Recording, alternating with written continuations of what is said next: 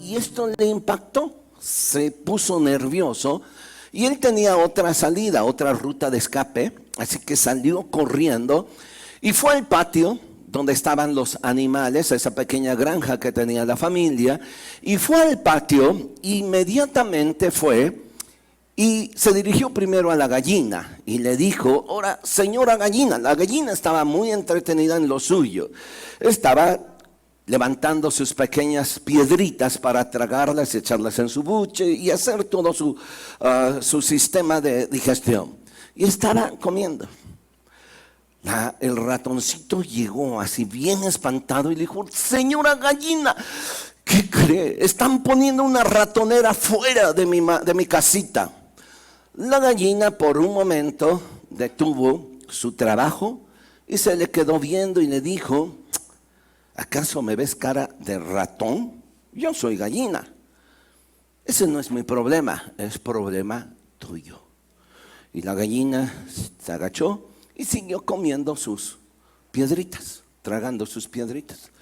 El ratoncito, todavía nervioso, fue y corrió ahora donde estaba el corral y había allí un borrego. Entonces se acercó y le dijo: señor borrego, tenemos un gran problema. Fíjese que fuera de mi ratonera, de mi casa, pusieron una ratonera y estoy muy nervioso. Por favor, hagamos algo. El borrego se le quedó viendo y le dijo: no es mi problema, es tu problema. Hagamos algo. Me gustaría ayudarte, pero no puedo. Estoy dentro de mi corral y no puedo salir. Y aunque pudiera salir, la verdad de las cosas, no es mi problema porque no soy ratón. El ratoncito, medio ya lastimado en su corazón, fue y corrió donde se encontraba la vaca. Y le dijo: señora vaca, fíjese que fuera de mi ratonera, fuera de mi casita pusieron una ratonera y estamos en peligro. Por favor, hagamos algo, ayúdenme. La vaca dejó de rumiar, se le quedó viendo y le dijo: a ver, ¿hagamos? Pues como te darás cuenta, yo no tengo ese problema. La ratonera es muy chica y no es mi problema. Yo no peligro, el que peligra eres tú. Y pues sí me gustaría ayudarte, pero la verdad de las cosas, no es mi problema. Le volvió a repetir. El ratoncito, muy triste, se regresó, se metió a su ratonera y no le quedó otra más que tener cuidado, no salir por ese lugar. Llegó la noche y en la madrugada se escuchó un gran escándalo. Y en ese momento el ratoncito trató de asomarse, pero no pudo ver nada porque estaba oscuro. Y es que entre la oscuridad se metió una víbora y la víbora fue atrapada por la cola por esa ratonera. Así que la víbora empezó a dar sus vueltas por todos lados y la dueña de la casa, es decir, la señora de la casa, se levantó corriendo y ella, sin pensarlo dos veces, creyendo que había la ratonera atrapado un ratón, entonces, sin encender la luz, fue y metió la mano, sin darse cuenta que era una víbora que había sido atrapada por la cola. La víbora, en su desesperación, le mordió el brazo. Esta mujer cayó inmediatamente y el esposo salió y ahora sí encendió la luz. Y cuando encendió la luz se dio cuenta que su esposa estaba ahí y que la víbora seguía atrapada ahí. Así que entonces no le quedó otra más que a tomar a su esposa, llevarla al hospital y allí empezarla a atender. ¿Qué es lo que pasó? Bueno, la metieron a urgencias, allí le pusieron un suero, le pusieron también un antídoto para el veneno de la víbora. Después de un rato, la señora medio recobró el sentido, pero el doctor le dijo: bien, no podemos hacer más nada. Así que por favor, lleve a su esposa a casa, cuídela en casa y aliméntela bien. Lo único que lo único que podemos esperar es que su sistema inmune se fortalezca. Así que hágale una buena comida y llévela a casa. El esposo la subió al coche, se la llevó a la casa y allí en la casa otra vez la acostó. Y como la recomendación es que le diera un buen alimento, fue y mató la gallina. Hizo un buen caldo con las verduras que tenía y entonces la empezó a alimentar. No era problema de la gallina, pero la gallina fue la primera que murió. Así que comió la dueña de la casa, pero pasó un día, dos, y no se recuperaba. Ella se veía más mal. De tal manera que entonces los vecinos, sabiendo esta situación, pues empezaron a visitarla. ¿Por qué? Algunos creyendo que iba a ser los últimos momentos de verla, pues por lo menos querían despedirse de ella. Así que todo el pueblo empezó a visitarla. Entonces el esposo, pues para recibir las visitas y darles algo de comer, tuvo que matar al borrego. Nunca fue problema del borrego, pero el borrego murió. Y cada familia que llegaba le daba de comer algo, un caldo de borrego. La señora nunca se levantó, murió. El esposo quedó endeudado, tuvo que pagar médicos, funerales, todo, y no tenía dinero. Así que no le quedó otra más que matar la vaca. No era problema de la vaca, aquella ratonera. Así que mató la vaca, puso una pequeña carnicería fuera de su casa y vendió la carne de la vaca para poder cubrir los gastos que había dejado, la enfermedad o la mordedura de la esposa. Moraleja: la próxima vez que usted y yo seamos tentados a decir, no es mi problema, pensémoslo dos veces, porque puede ser nuestro problema. No era problema de la gallina, del borrego, ni de la vaca, una pequeña ratonera. Pero finalmente sí fue su problema. Uno de los muchos males que hay en nuestra sociedad, les decía hace un momento, se llama indolencia. Y nos estamos acostumbrando a ellos. Es más, es parte aún de la rutina diaria que nosotros tenemos. Usted puede ver imágenes en donde están asaltando a una persona y la gente va y viene y nadie hace nada. La justificación: miedo. O no quiero meterme en problemas.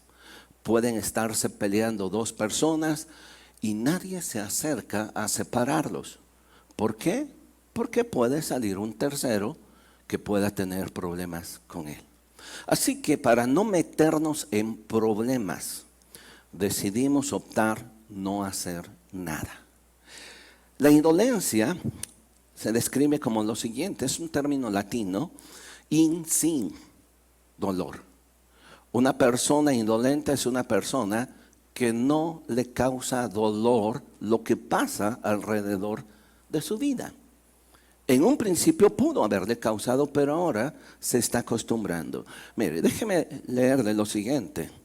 La indolencia no experimenta dolor, ni sufre, ni suele conmoverse. La indolencia es una actitud que no permite ser solidario ni ayudar a los demás cuando estos están en problemas.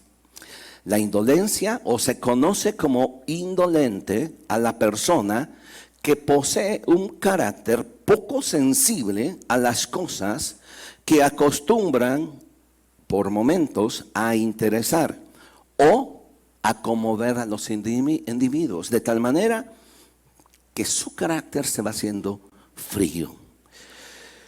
La indolencia se caracteriza en la actualidad o se puede clasificar como una crisis moral de la sociedad.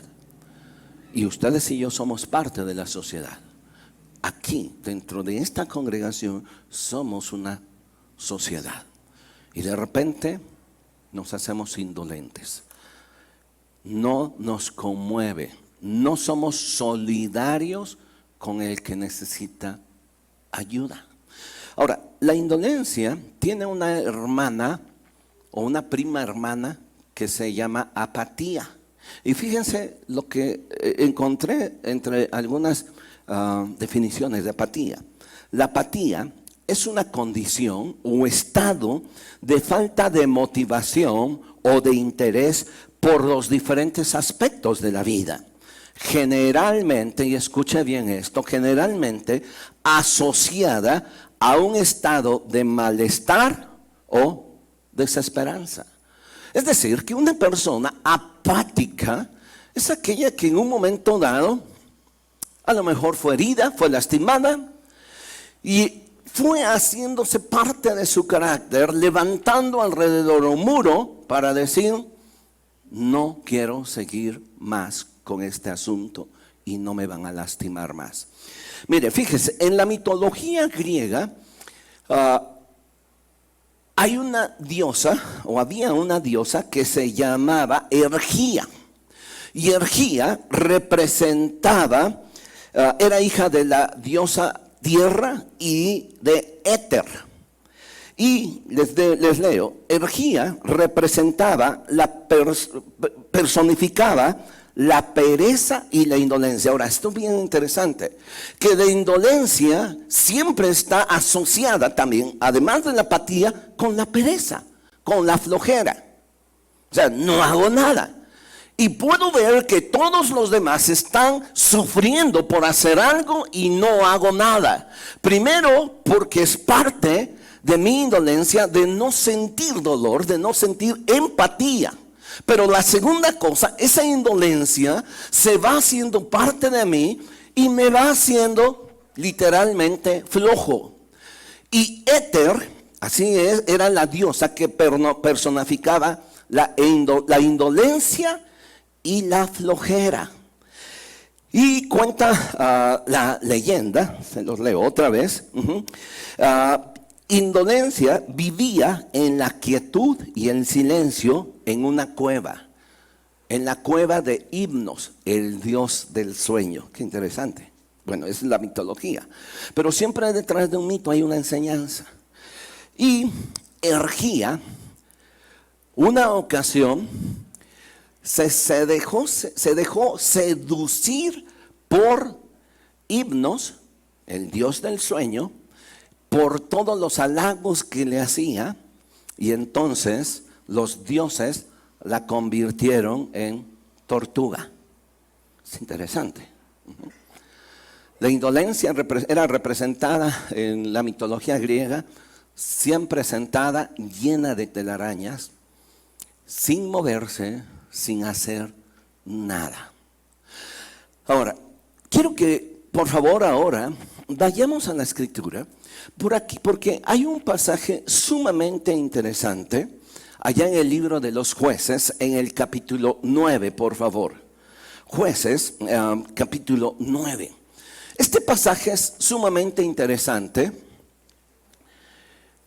que nos habla de una parábola que nosotros conocemos como la parábola de los árboles.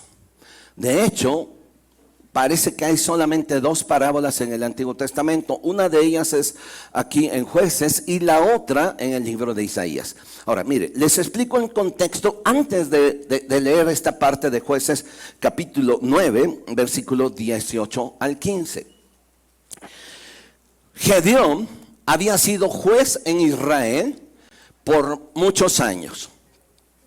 Llegó el día, ahora, miren lo interesante de Gedeón. Gedeón había, si por aquí se pueden poner sillas, no hay problema, muévanse, de acuerdo, allá arriba, abajo, donde sea. Caso es que aprendamos hoy en esta mañana. Ahora, Gedeón había sido juez por muchos años, pero había sido fuerte, valoroso, etcétera, pero no tenía carácter moral. Entonces Gedeón tuvo muchas mujeres y con esas mujeres tuvo 70 hijos, imagínense. Además, tuvo una concubina y esa concubina tuvo otros hijos y entre ellos uno de esos hijos fue Abimelech. Ahora, muere Gedeón y entonces el pueblo de Israel otra vez se entrega a la idolatría y tenía que ser levantado otro rey. Entonces Abimelech toma la iniciativa por debajo del agua de decir: yo quiero reinar aquí en donde reinaba mi padre. Abimelech era hijo de la concubina, no era hijo de los 70, era medio hermano de los 70. Entonces llegó el momento que Abimelech dijo: voy y yo voy a reinar. Pero visitó a la familia de su madre y les planteó: yo quiero gobernar, yo quiero reinar, ayúdenme ustedes a gobernar. Y ellos le dijeron: va. Le dieron dinero y ¿saben lo que hizo él con ese dinero? Mató a sus 70 medios hermanos para que no le hicieran sombra. Entonces ya él estaba libre y todo el pueblo de Israel se reunió en la ciudad de Siquem y entonces le proclamaron rey, o iban a proclamarle rey. Pero de entre esos 70, uno de ellos, llamado Jotam, no murió, era el más pequeño. Él se escondió y fue el único que no murió. Entonces cuando iba el pueblo de Israel a ungir por rey a Abimelech, Jotam se pone del otro lado del monte y les relata una parábola. Y quiero que escuchen esta parábola, por favor. Ahora sí, Jueces, capítulo 9, versículos 8 al 15. Si trae su Biblia, léala. Y escúcheme bien. Es lo que dijo Jotam. ¿Ya entendió el contexto? Un hombre perverso, queriendo sacar ventaja para gobernar, mató a todos sus hermanos. Podría haber sido hábil, pero era un hombre de carácter reprobable ante los ojos de Dios. Así que para que nadie le hiciera sombra, mató a todos sus hermanos. Así que entonces Abimelech era el que gobernaba, era el juez que iba a gobernar. Jotam, el único que escapó, relata esta parábola. Y dicen lo siguiente, gritando ante los de Siquem: fueron una vez los árboles a elegir rey sobre sí y le dijeron al olivo: olivo, reina sobre nosotros. Mas el olivo respondió: he de dejar mi aceite, con el cual en mí se honra a Dios y a los hombres, para ir y ser grande sobre los árboles. Y dijeron los árboles a la higuera, como el olivo dijo: no, estoy ocupado y no puedo dejar lo que estoy haciendo, fueron y le dijeron a la higuera: anda, tú reina sobre nosotros. Y respondió la higuera: he de dejar mi dulzura y mi buen fruto para ir y ser grande sobre los árboles. Y no les quedó otra más que los árboles ahora ir a la vid. Y le dijeron los árboles a la vid: ven pues, y tú reina sobre nosotros. Y la vid le respondió: he de dejar mi mosto que alegra a Dios y a los hombres, para ir y ser grande sobre los árboles. Dijeron entonces los árboles: ¿a quién? No les quedó otra. Ahora, ¿qué es la zarza? Recuerde, fueron primero con la vid y dijo: no puedo reinar. Vea por favor, en cada uno de ellos hay una expresión: he de dejar de hacer esto para meterme en tus problemas. Luego fueron a la higuera, a la higuera, y la higuera respondió: he de dejar de hacer esto para ir y meterme en tu problema. Y luego fueron finalmente a la vid: reina sobre nosotros. Y fue la respuesta: he de dejar de hacer lo que estoy haciendo para meterme en tus problemas. Así que no le quedó otra en la parábola que está relatando Jotam, que los árboles entonces van y buscan a la zarza. ¿Qué es la zarza? Bueno, es un arbusto. No tiene hojas. Literalmente es casi espinoso.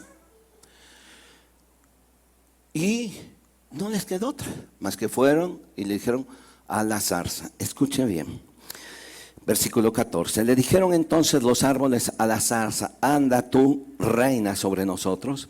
Y la zarza respondió a los árboles: si en verdad me eligen rey sobre vosotros, vengan, abríguense bajo mi sombra. ¿Cuál sombra?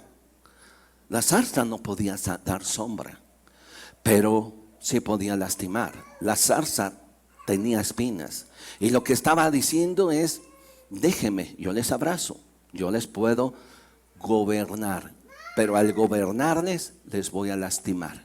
Y es más, la zarza en esta parábola demuestra su carácter iracundo y poco sensible. Dice, abrigaos bajo mi sombra, y si no, que salga fuego de la zarza o de mí, y entonces voy a devorar a todos los cedros del Líbano. Aquí hay algo muy interesante y aquí hay un principio. La indolencia de la vid, la indolencia de la higuera, la indolencia del olivo, cedió el paso a el malvado. ¿Sí me están entendiendo? Ahora, la vid, olivo y estos árboles, no podíamos decir que estaban de flojos, estaban haciendo algo. Pero escuche por favor la respuesta: ¿he de dejar de hacer esto para ir y perder mi tiempo con esto? Yo tengo mis problemas y yo tengo las cosas que yo debo de hacer. En otras palabras, este es mi ministerio, no este. Y cuando ninguno de los tres hizo algo, fue la puerta abierta para que entrara la zarza y empezara a gobernar. Por eso repito, la indolencia da paso al malvado. Miren, en el siglo XVIII, Edmund Burke era un poeta y escritor británico. Él dijo lo siguiente, y escuchen lo interesante. Dice: para que el mal triunfe, solo se necesita que los buenos no hagan nada. Se lo repito otra vez. Para que el mal triunfe, solo se necesita que los buenos no hagan nada. Qué interesante, ¿no? Siglo XVIII. ¿Qué es lo que está pasando en nuestra sociedad, en nuestras iglesias? Los buenos nos estamos convirtiendo en indolentes. ¿He de dejar de hacer esto? Tengo prioridades. Tengo que hacer esto. No me quiero meter en problemas.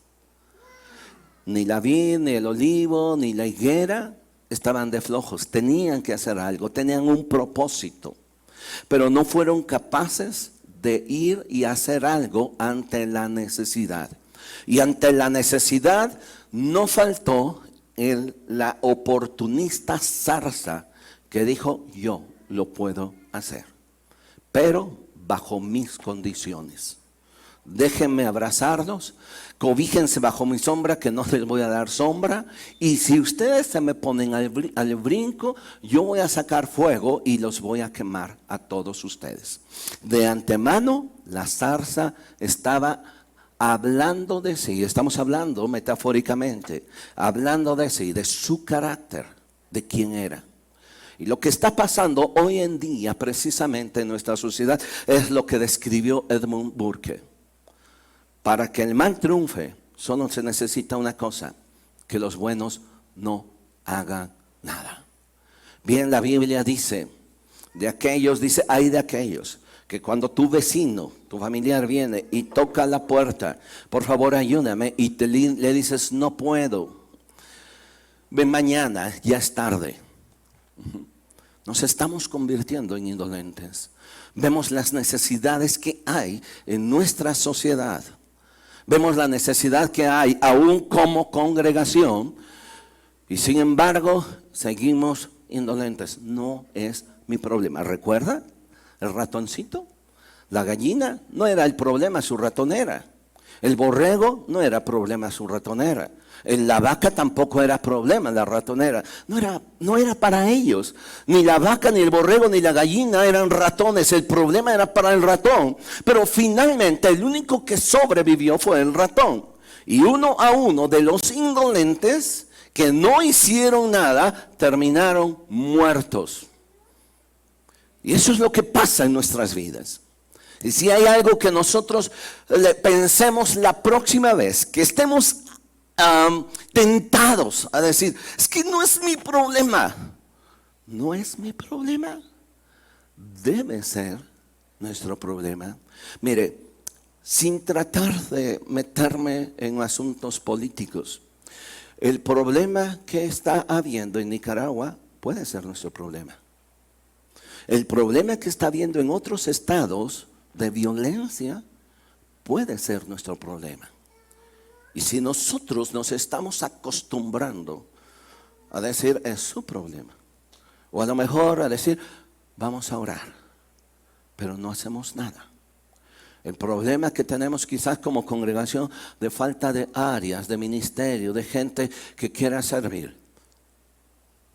Puede ser que hay algunos que estén como la vid, como la higuera o como el olivo. Haciendo algo está bien.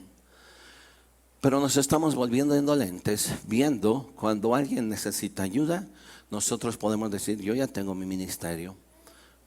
¿Cuál era el ministerio de la higuera? ¿Cuál era el ministerio de la vid? Decía, yo con esto alegro a Dios y alegro a los hombres. Yo estoy haciendo algo por sigo haciendo algo. Pero el indolente o la indolencia se está infiltrando muy poco a poco en nuestros corazones, de tal manera que de repente hasta estamos siendo apáticos, producto de algo que pasó allá atrás y nosotros no hacemos nada. Ahora,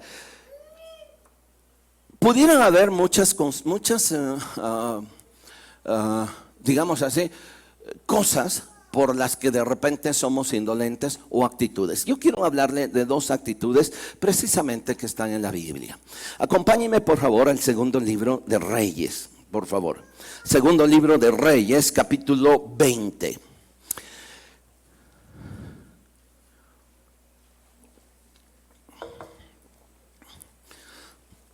Y ahorita, segunda de Reyes, capítulo 20. Y ahorita quiero que nada más ponga algo en el versículo 17, pero quiero contarles con el contexto rápido. Ezequías era rey. Ezequías había caído enfermo y un día él orando a Dios, su enfermedad era de muerte, vino el profeta Isaías y le vino a anunciar que él iba a morir. Entonces Isaías sale después de haberle avisado a Ezequías de que él iba a morir, sale y cuando estaba a medio patio, Dios le dice a Isaías, regresa y dile a Ezequías que no va a morir. Dile que yo le voy a conceder 15 años. Y entonces se regresa el profeta Isaías y ve a Ezequías que está todavía postrado en cama y le dice, Dios te ha concedido 15 años más. Así que aprovéchalos. Alguna vez hablamos de eso. Si usted supiera en qué día usted va a morir, yo creo que usted aprovecharía cada momento de su vida. Y haría lo mejor, haría que su vida valiera la pena. Pero la verdad ninguno de nosotros sabemos los días que tenemos contados. Sin embargo, Ezequías sí tuvo el privilegio, 15 años. Pudo haber corregido, ordenado su casa, muchas cosas. Pero cuando él sale, lo primero que hace es que ya sano, abre las puertas de su palacio, recibe al rey de Babilonia, a unos enviados de Babilonia, les muestra o les presume todos los tesoros que hay en su casa, etcétera. Y entonces ellos se van, los de Babilonia, bien contentos, porque el imprudente de Ezequías le mostró su fuerza. Y entonces viene Dios otra vez a través del profeta Isaías, le dice, ve y dile lo siguiente. Vea por favor, ahora sí. Versículo 17, lo que dice Isaías a Ezequías. Versículo 17. He aquí, vienen días en que todo lo que está en tu casa y todo lo que tus padres han atesorado hasta hoy será llevado a Babilonia sin quedar nada, dijo Jehová. ¿Recuerden lo que les dije? El imprudente les enseñó los tesoros a los babilonios. Y Dios le dice, bueno, van a venir días que eso que tú enseñaste se lo van a llevar. Pero vea, versículo 18, y de tus hijos, o sea, la siguiente generación, de tus hijos que saldrán de ti, que habrás engendrado, tomarán y serán ellos eunucos en el palacio del rey de Babilonia. Entonces vea por favor la respuesta de Ezequías. Entonces Ezequías dijo a Isaías, al profeta, la palabra de Jehová que has hablado es buena. Después le dijo, habrá al menos paz y seguridad. ¿Cuándo? Esta primera actitud, espero no se iba muy golpeada, es la actitud de muchos de nosotros, es la actitud de Ezequías de me vale queso. Sí. Bueno, o sea, viene el profeta y dice, mira, van a venir días que todo va a ser llevado, los tesoros, tus hijos y todo. Y tú, todo lo que han atesorado tus padres, se los van a llevar a Babilonia. ¿Cuál fue la respuesta de Ezequías? Me vale queso. Por lo menos en mis días, ¿qué? Habrá paz. O sea, no me interesa lo que venga más adelante. ¿Qué actitud tan más egoísta, no es cierto? ¿Qué actitud tan más ególatra también, centrada en mí? Bueno, por lo menos lo que yo hice lo puedo conservar. Así que ojos que no ven, ¿lo sabe? ¿Cómo dice ese salmo? Ojos que no ven, pues ya, ni modo. Pero por lo menos yo me conformo que en mis días. ¿No es cierto que es una actitud no solo vale queso, mezquina?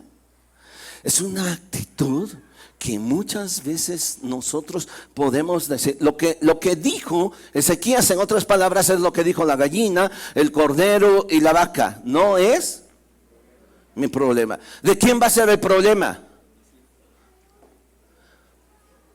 ¿De quién iba a ser el problema? De sus hijos. ¿Le interesó corregir algo? No. Y si nosotros seguimos leyendo y después vemos cómo es lo que pasa después, es terrible. No le interesó corregir su actitud. Es más, ni siquiera le interesó decir, a ver, espérame, Isaías, sí fui un tonto, fui un inepto, perdóname, dime qué puedo hacer para cambiar esto que ha pasado. No, al contrario, dijo, la palabra que tú has dicho es buena. Pues, de modos, ya Dios lo dijo. Pero 15 años atrás, Ezequías había orado a Dios cuando le dijo el profeta, tú vas a morir. Él sí tuvo el valor porque tuvo miedo y dijo, Señor, por favor, ten misericordia de mí y extiéndeme la vida. Y Dios escuchó la oración de Ezequías. Pero ¿por qué Ezequías no en ese momento no tomó una actitud de decir, ven Isaías, sí la regué, perdóname? Por una actitud indolente, por una actitud apática, no me importa. Por lo menos yo quiero estar en paz y se acabó.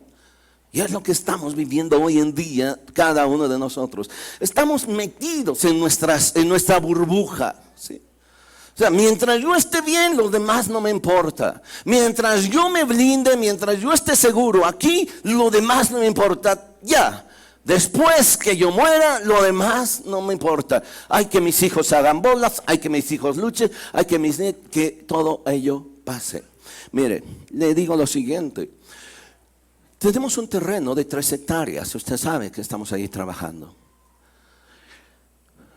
Muchos de nosotros, incluyendo a mí, no creo que veamos terminado por completo al 100% la visión de ese terreno. ¿Por qué cree que lo estamos haciendo? ¿Por nosotros? No.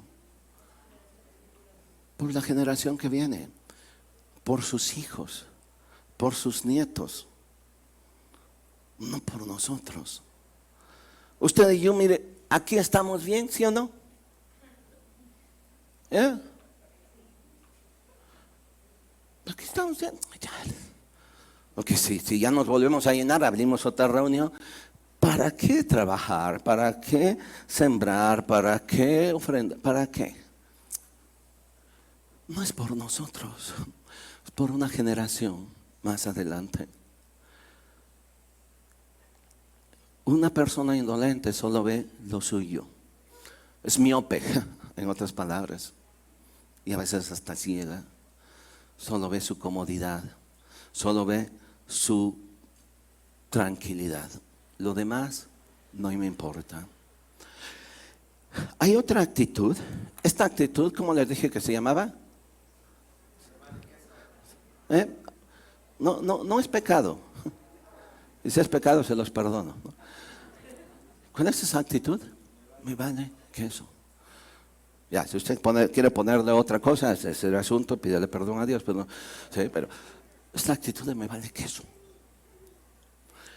Hay una segunda actitud, y que también es parecida, pero le voy a llamar ni te pelo, no me importa. La segunda actitud, no te pelo, tengo otras cosas que hacer y no me importa, tú te lo mereces. Vamos por favor a Lucas capítulo 10. Esta es la parábola que todos ustedes conocemos, ¿eh? Es la parábola del buen samaritano. ¿La ha escuchado? Vamos a sacar nada más rápidamente un detalle de la actitud que les estoy compartiendo, ¿no? La actitud de ni te pelo y no me importa, ¿no? Es tu problema, no te pelo. Lucas capítulo 10, versículo 17, por favor. Ahora, si usted trae su Biblia en la versión 60, siga con su vista. Voy a leer la nueva traducción viviente y la nueva versión internacional. Ahora, escuche, es lo mismo, pero hay, al leerla se me hizo un poquito como más clara. Escuche. Versículo 30, Lucas 10, 30. Bajaba un hombre de Jerusalén a Jericó y cayó en mano de unos ladrones. Le quitaron la ropa, lo golpearon y se fueron dejándolo medio muerto. Versículo 31. Resulta que viajaba por el mismo camino un sacerdote, quien al verlo se desvió y siguió de largo. Así también llegó a aquel lugar un levita, y al verlo se desvió y siguió de largo. Mire, dos cosas. Al verlo, ¿qué hizo?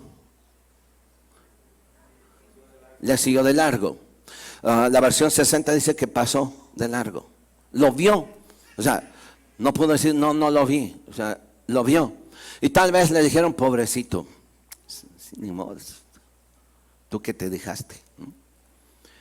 Al verlo, pasó de largo. Pero, versículo 33, pero un samaritano que iba de viaje, llegó a donde estaba el hombre y viéndolo se compadeció de él. Se acercó, le curó las heridas con vino y aceite y se las vendó. Luego lo montó sobre su propia cabalgadura, lo llevó a un alojamiento y lo cuidó. Y no terminó allí su trabajo. Versículo 35, al día siguiente sacó 2 monedas de plata y se las dio al dueño del alojamiento y le dijo, cuídamelo y lo que gaste usted de más se lo pagaré cuando yo vuelva. Esta segunda actitud la refleja estos dos personajes religiosos, sumamente espirituales, un sacerdote y un levita. Ahora, es interesante lo siguiente, dice que un hombre descendió de Jerusalén a Jericó.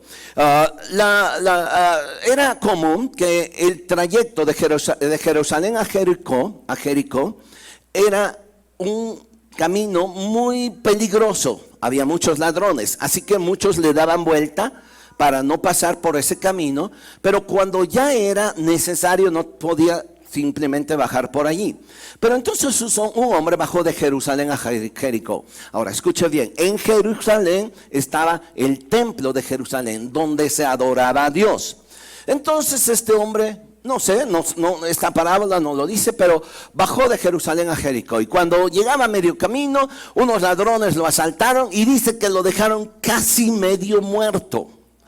Entonces, estaba allí casi medio muerto y el primer personaje que pasó por allí era un sacerdote. ¿De dónde venía el sacerdote? Del templo, ¿sí?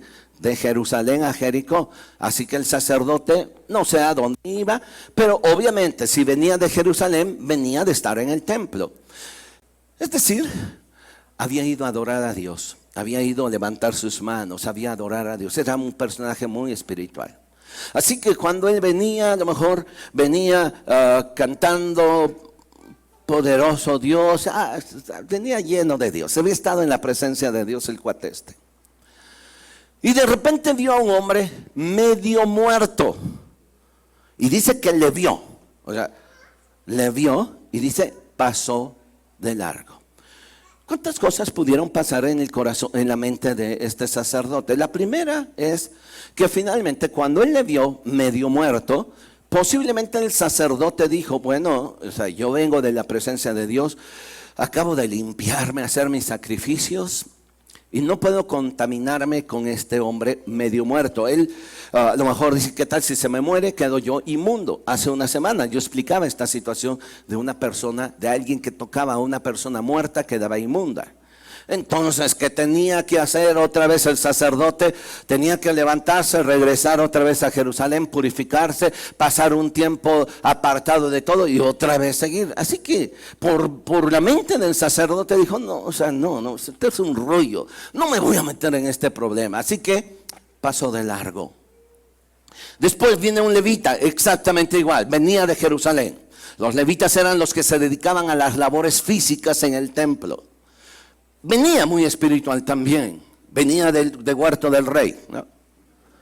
Y cuando vio a un hombre que estaba medio muerto, lo vio y ¿qué hizo? Bueno, se desafinó porque también ahora venía cantando alguna de Hillsong. Ya era más moderno el levita, ¿no? Y lo vio y pasó de largo. ¿Por qué? Porque igual pasó por su mente. Si yo le toco, si yo le ayudo, tendré que regresarme y pasar mi tiempo de purificación. Además tengo que ir a mi casa, me están esperando. Estoy muy ocupado. No es mi problema, es su problema. Pasar de largo. Vemos el problema y pasar de largo. La segunda actitud es, ni te pelo. Te veo, pero hago que no te veo. Escucho que tienes necesidad, escucho que dices, help, ¿no? Pero no te pelo. Estoy mal de este oído. De este oigo muy bien, pero como tú estás acá, no te oigo. Tal vez, a lo mejor, el sacerdote cuando pasó, lo vio y ¿saben qué hizo? A lo mejor se sacó su selfie. Porque esa es la moda, ¿sí o no? Todo el mundo, puede haber un muerto allí, nadie hace nada. ¿Y qué es lo que hacen? Se suben las evidencias. Pero mientras está muriendo aquel. Pasó el levita y también llevaba su celular. ¿Y qué hizo? También sacó su selfie. No me importa. No me importa el problema que tiene. Al verlo pasar de largo. La indolencia creo que nos está afectando. Y se puede ser parte de nuestra vida. Carácter. Si no corregimos muchas actitudes hoy, ¿sabe? Que se van haciendo carácter, se van haciendo cotidianas para nosotros y se van haciendo normales. Lo que hace tiempo no era normal, o es normal y regular. ¿No es mi problema? Sí es mi problema. No es mi problema. Nunca fue el problema de la gallina, porque no era ratón. Nunca fue el problema del cordero, porque tampoco era ratón. Nunca fue el problema de la vaca, porque no era ratón. El problema era de la gallina, del ratón y de la ratonera. Desafortunadamente, los primeros que murieron fueron los que dijeron, no fue mi problema. Quiero que inclinen su rostro un momento, por favor, y me permita que oremos. Cierre sus ojos, así como está de favor, con su rostro inclinado. Lo único que yo espero es que de alguna manera sea Dios tocando nuestras vidas. No el mensaje, sino sea Dios. Lo que está pasando en otros lados es nuestro problema. Y por lo menos si no podemos ir, podemos orar. Llorar, lamentar, dar nuestra opinión de nada sirve. De repente nos hemos vuelto en expertos opinólogos. Aún aquí de situaciones internas como congregación, nos hemos vuelto expertos y pasamos de largo. Escuchamos el clamor y el gemido de alguien que está postrado, pero pasamos de largo. Un día, quizás nos alcance, como dice la Escritura, nuestra maldad. Porque finalmente Dios envió a un hombre que venía de Samaria, envió para que cubriera las necesidades de aquel hombre medio muerto. Y la bendición cayó sobre ese samaritano y no sobre el sacerdote ni el levita. Y el sacerdote y el levita pudieron haber sido doblemente bendecidos, pero su indolencia y su dureza no permitió que la bendición de Dios estuviera sobre sus vidas. Dios proveyó a un samaritano que ni era parte del pueblo de Israel, era hasta detestado por los judíos. No se juntaban con ellos. Pero este hombre fue el que fue movido a misericordia para dejar su agenda, hacerla a un lado, invertir lo que quizás él llevaba para comprar sus provisiones, tomar el tiempo, cargarlo, llevarlo al mesón y decirle, cuídemelo y si algo falta yo lo cubro. Él dejó todo. No nos dice la Escritura cómo terminaron estos hombres, el sacerdote y el levita, pero seguramente terminaron siendo formados en ese carácter frío y apático. Padre, aquí estamos y queremos darte muchas gracias porque tu palabra es viva, es eficaz, nos confronta. Perdónanos si de alguna manera hemos sido como Ezequías, solo conformándonos con lo que a nosotros nos pasa, solo conformándonos con que tu bendición esté sobre nosotros y con lo demás no nos interesa. Lo que venga después, pues no, ni siquiera lo vamos a ver. Perdónanos. Perdónanos, Señor, por tomar también esa actitud de estos sacerdotes o levitas sumamente espirituales, pero no tuvieron la capacidad de pararse y hacer algo por el que estaba clamando por necesidad.